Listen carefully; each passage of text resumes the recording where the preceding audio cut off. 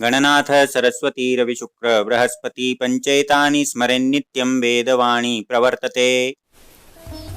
नमस्कार मित्रों, मैं पंडित विश्वास तिवारी आप लोगों का अपने YouTube चैनल पे बहुत बहुत स्वागत करता हूँ। आज का विषय हमारा है अनंग त्रयोदशी। अनंग त्रयोदशी मार्गशीर्ष मास के शुक्ल पक्ष की त्रयोदशी तिथि होती है, जो कि बहुत ही पुण्यदायक तिथि होती है। इस दिन शिव जी और पार्वती जी के साथ में कामदेव और रति के पूजन करने का बहुत महत्व है। यही अनंग त्रयोदशी मार्गशीर्ष मास में भी और चैत्र मास में भी मनाई जाती है। वर्ष में 2 बार मनाई जाती है। मतांतर से जो घटना मैं अभी आपको बताऊंगा, वो घटना का संबंध चैत्र मास से है और कुछ मान्यताओं के अनुसार मार्गशीर्ष मास से है। जो भी हो, लेकिन दोनों ही तिथियां बहुत महत्वपूर्ण हैं और बहुत प्रभावशाली हैं। आप लोग सुनते होंगे, देखते होंगे कि अपने मन चाहे वर को प्राप्त करने के लिए कन्याएं परेशान रहती हैं, या लड़के अपनी मनचाही कन्या से विवाह करना चाहते हैं, लेकिन उसके लिए तरह तरह के उपाय ढूंढते रहते हैं कि क्या किया जाए जिससे हमारे मन की अभिलाषा पूर्ण हो जाए।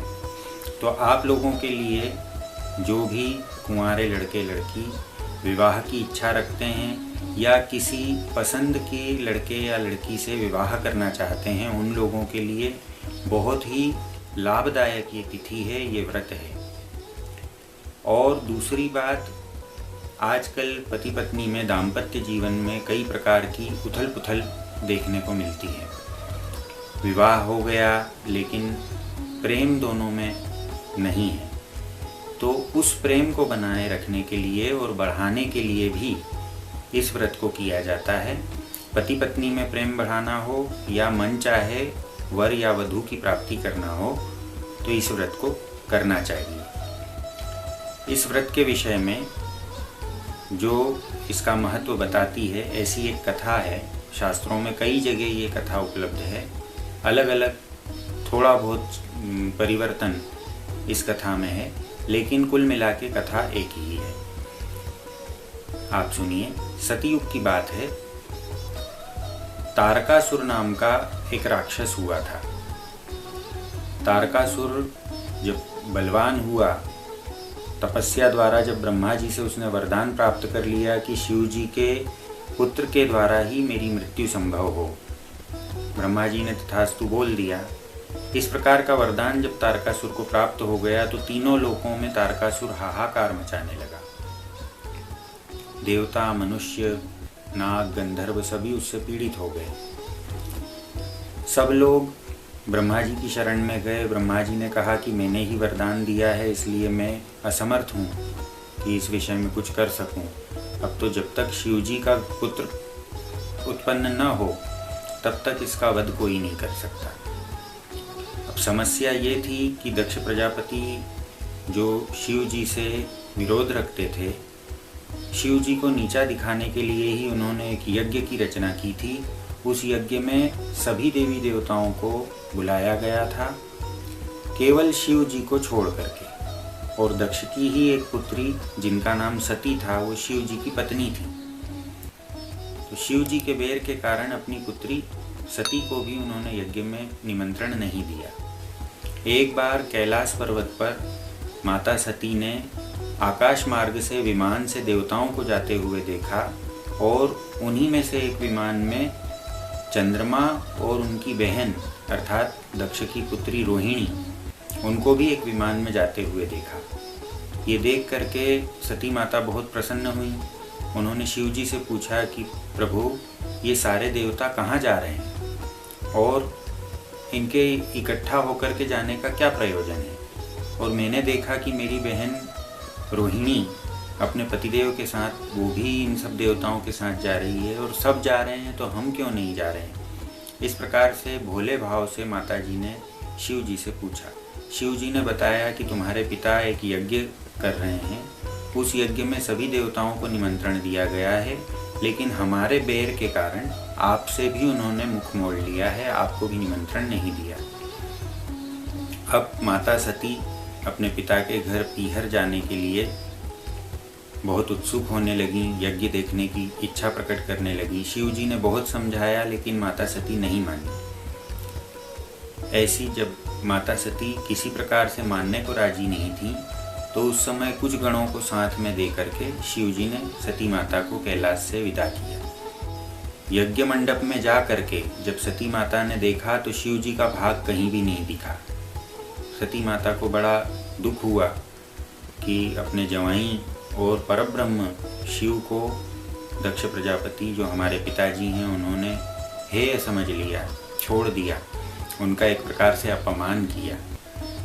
फिर भी सती जब पहुंची अपने परिवारजनों के सामने, अपने पिता के सामने, तो उनसे किसी ने प्रेम से बात नहीं की। एकमात्र माता ने भले मुस्कुरा करके देखा, बाकी किसी ने उनसे प्रेम नहीं दिखाया।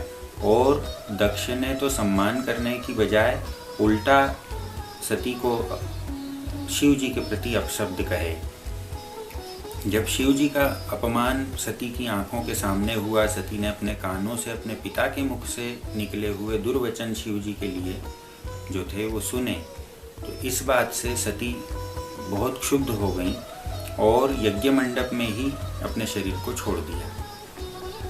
ऐसी अवस्था में शिव जी तो बहुत दुखी हो गए। विकराल रूप धारण करके वीरभद्र के द्वारा यज्ञ का विध्वंस करवाया शिव जी ने और दक्ष प्रजापति का सिर काट दिया गया। भविष्य में देवताओं के आग्रह से शिव जी ने एक बकरे का सिर दक्ष प्रजापति को लगा दिया।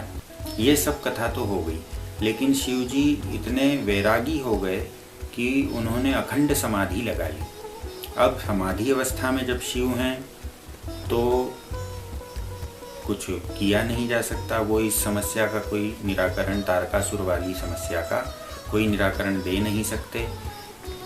और सती माता के न रहने से शिव के पुत्र के उत्पन्न होने की भी संभावना चली गई।